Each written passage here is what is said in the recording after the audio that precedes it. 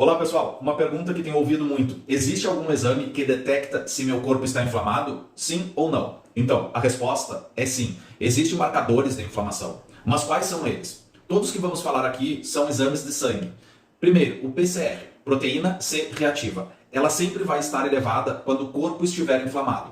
Porém, nem sempre quer dizer que você esteja com uma inflamação crônica. Ela pode se elevar por causa de outros comportamentos. Por exemplo, um treino mais pesado na academia no dia anterior, um trauma ou uma batida no corpo, ela eleva facilmente. Por isso, o ideal é realizar sempre mais de um exame de PCR. Se sempre der alterada, já podemos suspeitar de uma inflamação crônica. Se vier baixa, perfeito. Quanto menor, melhor. Quanto mais perto de zero o valor, sempre vai ser o ideal. E o ideal também é solicitar exame de PCR ultrassensível, que aí ele vai quantificar. O PCR é um dos principais marcadores da inflamação no nosso organismo, mas não detecta exatamente o local dessa inflamação no nosso corpo. Vamos falar sobre o segundo marcador, VHS, velocidade de hemossedimentação. É coletada uma amostra de sangue e é verificado o quanto do sangue decantou no tubo, ou seja, o quanto desceu.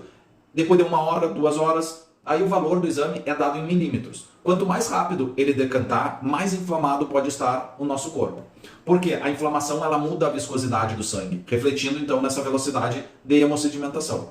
Mas o exame de VHS e o PCR mostram tipos diferentes de inflamação? A resposta, pessoal, é sim. Eles são diferentes. O VHS está associado à autoimunidade. Se você tem alguma doença autoimune, pode alterar o VHS, pois seu corpo produz mais substâncias inflamatórias contra si mesmo. Já o PCR é resultado de uma série de substâncias inflamatórias que o nosso corpo produz naturalmente em resposta a qualquer inflamação, como pode liberar interleucina 6, 18, fator de necrose tumoral, entre outras tantas. Se uma dessas já estiver elevada, a proteína C reativa já vai elevar. Vamos ao terceiro marcador de inflamação. Chama-se fibrinogênio.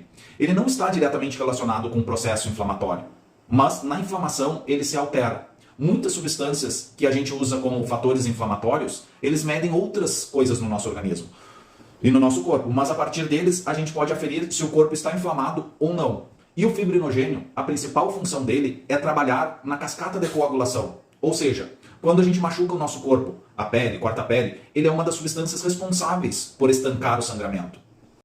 Quarto marcador de inflamação então, pessoal, ácido úrico. Ele sempre é associado à gota, que é uma doença que causa acúmulo de cristais de ácido úrico nas articulações. As pessoas associam o aumento do ácido úrico ao consumo de carne, mas isso nem sempre é real. O que faz aumentar o ácido úrico é principalmente a inflamação. O ácido úrico ele só vai ser consequência da degradação de purinas. E purinas são grupos químicos que estão presentes nas carnes e estão também presentes no nosso DNA, na nossa célula. E a inflamação degrada as células. Então sempre que uma célula é destruída ou degradada, o DNA também vai ser destruído, causando assim um aumento de ácido úrico. E por isso que quando a gente come muita carne, o valor do ácido úrico eleva. Tem que levar em conta, por isso, uma avaliação mais precisa para a gente ter um parâmetro de se realmente existe uma inflamação no corpo.